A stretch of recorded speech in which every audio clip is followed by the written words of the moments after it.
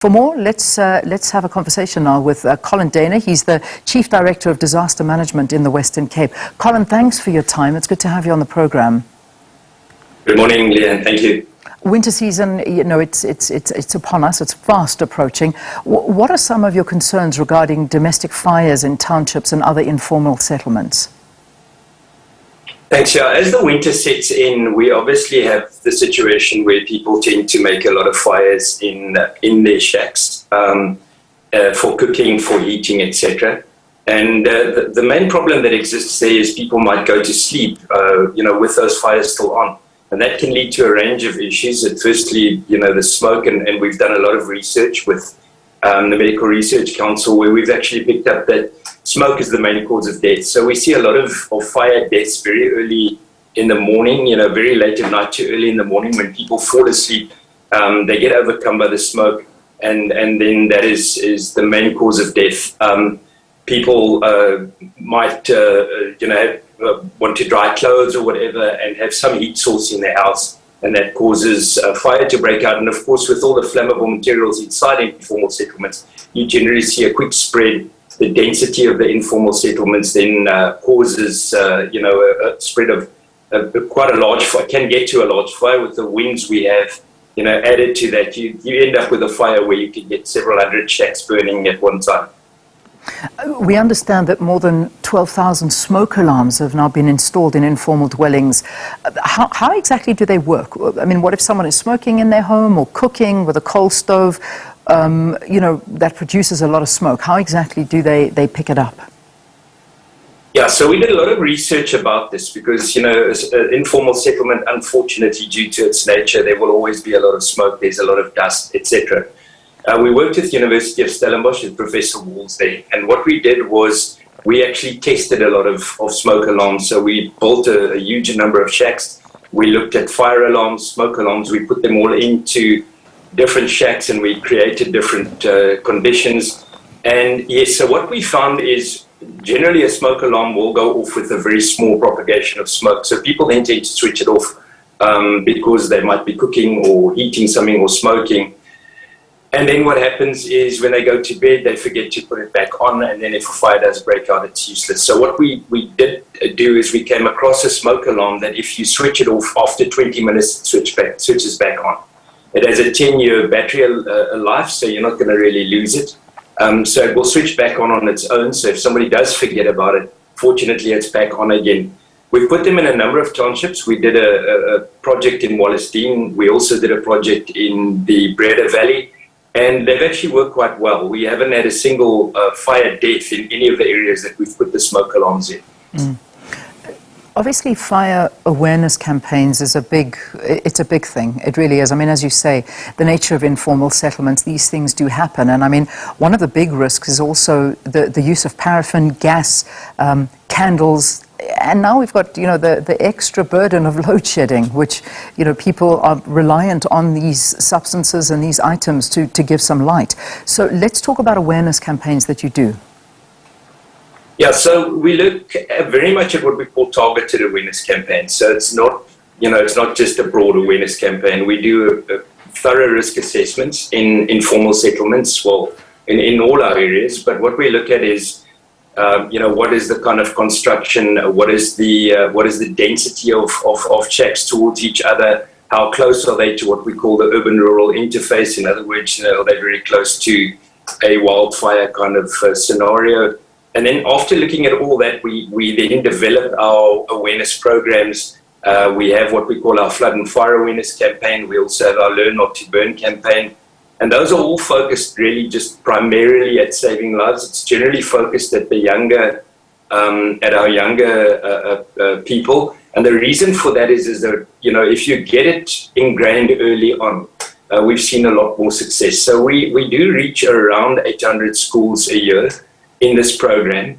Obviously, it's really difficult to measure success because you might have had a very, very good year in terms of programs, but one fire and 600 or 700 shacks, and it's really difficult to measure the kind of success. But it's all really focused on those small things, the issues you mentioned about candles, how to work with paraffin, And we have a lot of partners who come in as well and assist us with specific interests that they deal with.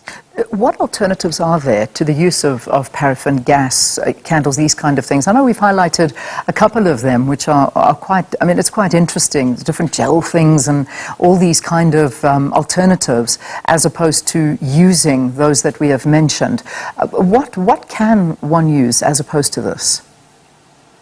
Yeah, so there's a number of products on the market. Unfortunately, people in those areas are really poor, so it's difficult for them to go into something that's very expensive. But what we try and do is we try and get people to, sponsor us, pay for some of them. A lot of the technology around, for example, gels, because what happens is if you've got a paraffin fire, and what normally would happen for a fire like that to start is the container would fall over, and then that flammable liquid would run out. What you have with a gel is if it does fall over, you don't get any of that running out. Those are the kind of things that you look at. As I say, technology in that area still has some way to go. We're doing a lot of research on it, but generally we try and push the kind of products that would be more safer to manage with. There's also a number of lighting products that have safety systems in them. So, for example, they would put the fire out if it fell over, for example, things like that. Broader candles, etc. Yesterday was International Firefighters Day. Did you commemorate it? I imagine you did in the Western Cape, and perhaps talk to us about some of the stresses and strains that firefighters go through on a daily basis and risking their lives at the same time. Yeah, sure. So, I mean, just the very origin of World Firefighters Day, it started after a fire in 1988, killed about 5 firefighters in Victoria and Australia who were in a wildfire. And I think, the thing about what firefighters do is technology is forever advancing, and so are the risks. So going into structural fires nowadays, there's so many more materials in buildings, etc., that cause toxic gases.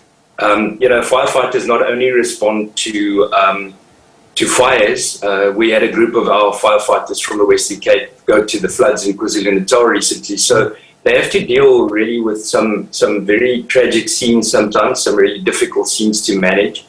On top of that, the situation is dangerous. Obviously, it's a dangerous job. We try and train and obviously equip our firefighters and to such an extent that they have an awareness in a situation like that. But yes, I think it's it is definitely appalling. People that do this job really want to be there. And I think, yes, we did celebrate World Firefighters yesterday. We commemorated it with an event at the Overstrand Fire Service. And we do this every year at a different fire service in the province, as does the rest of the country. How many firefighters do you have in the province? Is there enough? And do you have enough resources? Because that's always a question that we keep asking. I mean, I look here and there's always this conversation, particularly, I mean, obviously I'm based in Gauteng, in Johannesburg, and I mean, everybody talks about the fact that there's maybe 2 fire engines that service the whole area, if not a little less than that, and people just always saying how they're not working well, the resources are not there, it's not maintained. Talk to us about how it is on your side there. Okay, so we've put in a lot of effort in our fire service. We did an assessment around 2014 where we looked at what is the capacity in our fire services in terms of vehicles and equipment, and we also looked at what is the capacity in terms of trained staff. The picture wasn't very rosy then, but what we did was we invested 10 million rand a year on fire engines, which we then provided to different municipalities across the province. We are now on 66. We work together with municipalities to co-fund certain vehicles. We also then did a very intense training program, and I'm really pleased to say that our training capability now, capacitated firefighters is 95%. The city of Cape Town spends a massive amount. Just to give an example, the fire we had at Table Mountain and UCT last year, the city of Cape Town had 29 fire engines on that incident. So firefighting, the risk we have is a huge priority with the provincial government. And, I think also, just to quickly mention, for our wildfires, we invest around between ourselves and the City of Cape Town around 25 million rand a year on our wildfire program, which includes contracting aircraft, etc. Just to wrap it up, I mean, in terms of the update, where we have a look and see what happened in Langa, which the shack fires it destroyed about 300 shacks, displaced about 1,000 people. What is the update now? Where are those families? Okay, so what the city does is they go into that area, they do an assessment. They have a NGO forum of various NGOs who can come in and assist, and then people get placed in areas where they are looked after. And then what happens is they look at a rebuild process where people try and get people to put, not to rebuild their shacks as close as what they have been in the, prior to the fire, do a bit more awareness, and then get the places sort of like more fire safe. And we're in that process now. All right, we'll leave it there. Thanks, Colin. Thanks very, very much for all you guys do, and thanks for talking to us as well. Colin Deiner is the Chief Director of Disaster Management in the Western Cape. I mean, also Gauteng starting to feel the brunt of deadly winters too. I mean, 3 children and an adult died in a shack fire incident, and that was in the Marathon informal settlement, Germiston, and this happened this week. Allegedly, this was due to the use of parafin. So it's a very big problem that South Africans go through.